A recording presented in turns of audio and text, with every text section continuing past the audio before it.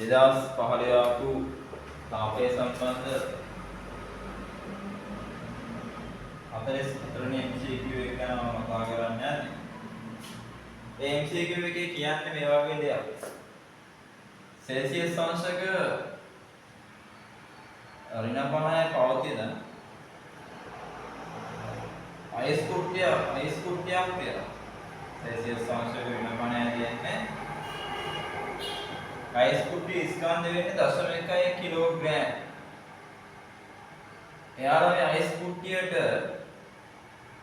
10 vote නියත ශීඝ්‍රතාවයකින් තාප ශක්තිය සපයනවා. හරි. එයාලා කියන අයිස් වල විශිෂ්ටතාව පදාර්ථාවේ SI එකක ඇල්ෆා නම් අයිස් වල විශිෂ්ටතාව පදාර්ථාවේ SI එකක වලින් ඇල්ෆා නම් ආසන්න වශයෙන් අනෙකුත් අදාළ රාශීන් අපිට ඇල්ෆා මගින් දෙන්න පුළුවන් කියලා ඒකක දෙනවා අපිට. ජලයේ විශිෂ්ටතාව පදාර්ථාවයට 2 ඇල්ෆා කියලා.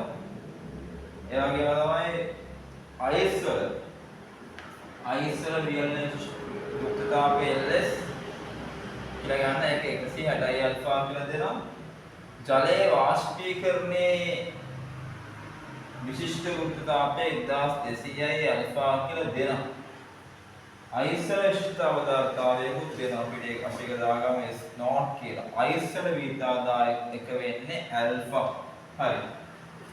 පද්ධතිය උෂ්ණත්වය තීටා කාලය T සමග වෙනස් වීම වඩා හොඳින් නිරූපණය කරන ප්‍රස්ථාරයක් තමයි යහන්නේ. මේ අයිස් කුට්ටිය මට අවශ්‍යයි කුමාලයේ බවට පත් කරන්න. මොකද්ද කරන්න අවශ්‍ය? මේ අයිස් කුට්ටිය මුලින්ම මේ සෙල්සියස් අංශක ඍණ 50 තියෙන අයිස් කුට්ටිය මුලින්ම අරන් යන්න ඕනේ සෙල්සියස් අංශක බිඳුවේ අයිස් කැටයක් බවට. හරි. මුලින්ම ඒක මේ බිඳුවේ අයිස් කැටයක් බවට වත් කරගෙන ඉන්න අවශ්‍යයි. ඊළඟට දැන් කරන්න තියෙන්නේ බිඳුවේ අයිස් කැටය බිඳුවේ ජලය බවට පත් කරගන්න ඕනේ. බිඳුවේ අයිස් කැටය බිඳුවේ ජලය බවට පත් කරගන්න ඕනේ. හරි. ඊට පස්සේ මොකද කරන්න ඕනේ? ඊට පස්සේ කරන්න මේක සෙල්සියස් අංශක C ජලය යන රත් කරන්න ඕනේ. සෙල්සියස් අංශක C ජලය වෙනකම් මේක රත් කරන්න ඕනේ. ඊට පස්සේ මොකද කරන්න ඕනේ? මේක සෙල්සියස් අංශක C හිමාලය වෙනකම් රත් කරන්න ඕනේ. එච්චරයි.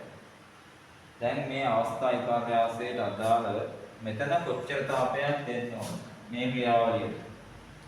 ඒක ms θ. කීයද?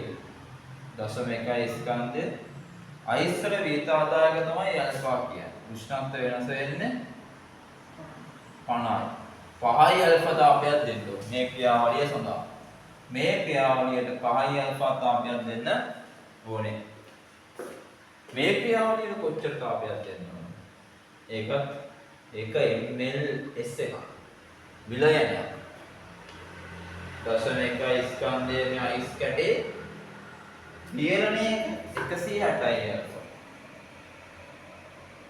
කියදෙන එක 16යි ඇල්ෆා ප්‍රමාණයක් තාපය දෙන්න ඕනේ. මේ ක්‍රියාවලිය කොච්චරද දෙනවා? ms θ.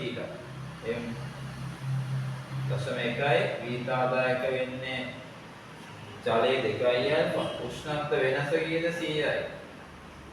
කියදෙන්නේ 20යි ඇල්ෆා. මේක mls ස්කන්ධ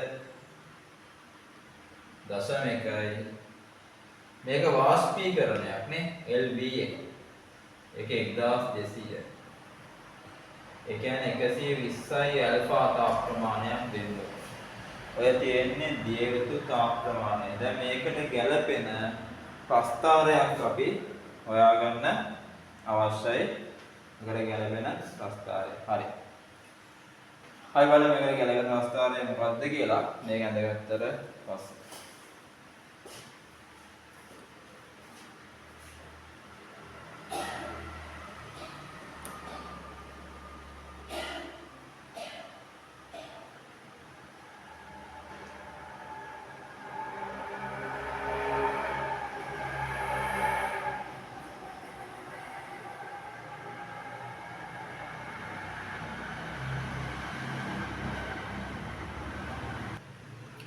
හරි.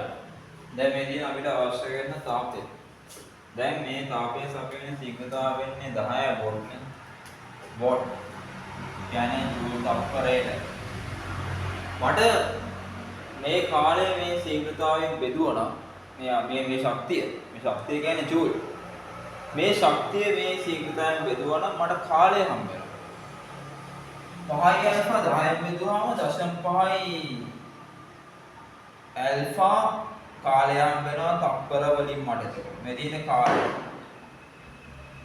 මේක 10න් බෙදුවාම 1.6යි ඇල්ෆා කාලය හම්බ වෙනවා තප්පර වලින්. මේක 10න් බෙදන්න 2යි ඇල්ෆා කාලය තප්පර.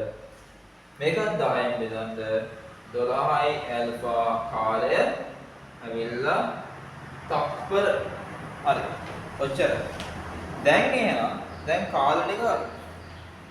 දැන් ප්‍රස්තාරය දෙන්න තියෙන්නේ. බලන්න.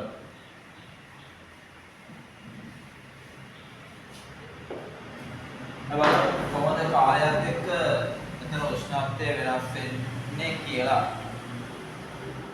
ඍණ 50 තිබ්බ එක මුලින්ම බිඳුවක් බවට පත් වෙනවා. ඒකට යනවා ඍණ 50 තිබ්බ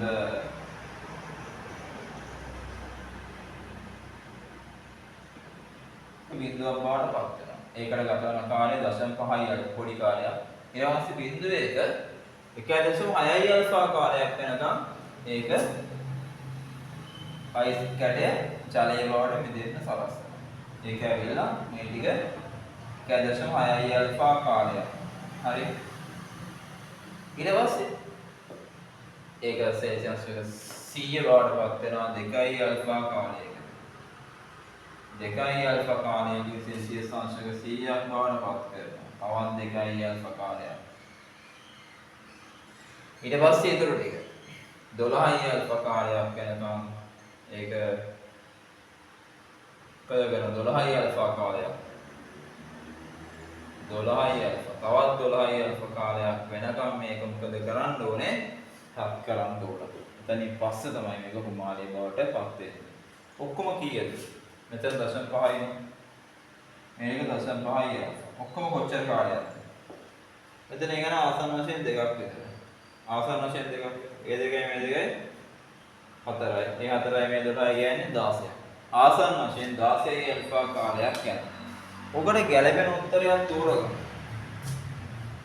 ගැළපෙන උත්තරයකට තියෙන්නේ ඕකේ සෙල්සියස් අංශක වෙන 50න් පටන් ගන්න. දැන් මේවයි x අක්ෂය යටින් මේ ගහලා තියෙන්නේ. මේ ප්‍රශ්නයක් නෑ. ඔකට ගැළපෙන උත්තරයක් තියෙන්නේ මෙතන දෙද්දී ආසන්න වශයෙන් 2යි අල්ෆාටත් වඩා පොඩ්ඩක් පොඩි. 2යි අල්ෆාට වඩා පොඩි කාලයක් වැඩි නේ. 2යි අල්ෆාට වඩා වැඩි කාලයක් ගත වෙනවා. එහෙම උත්තර තියෙනවා 1යි 4යි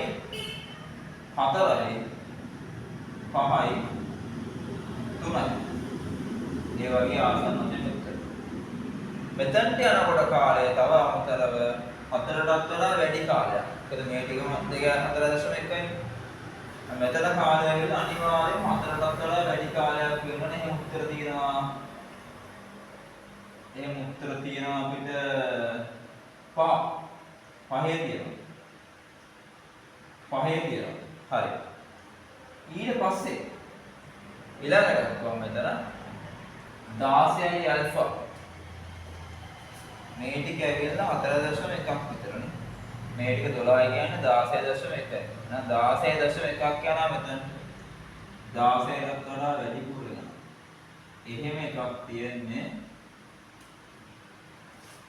16කට වඩා පොඩ්ඩක් වැඩිපුර වගේ යන්න අවශ්‍යයි නේ. මෙතනින් එන්නේ 4.1ක් මේ 12යි 16.1. හරි. එහෙම උත්තරයකට තියෙන්නේ පළවෙනි උත්තරේ නේද?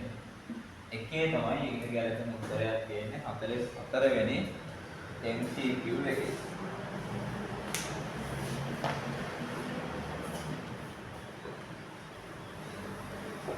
ඔය තියෙන්නේ 2015 දාපු 44 වෙනි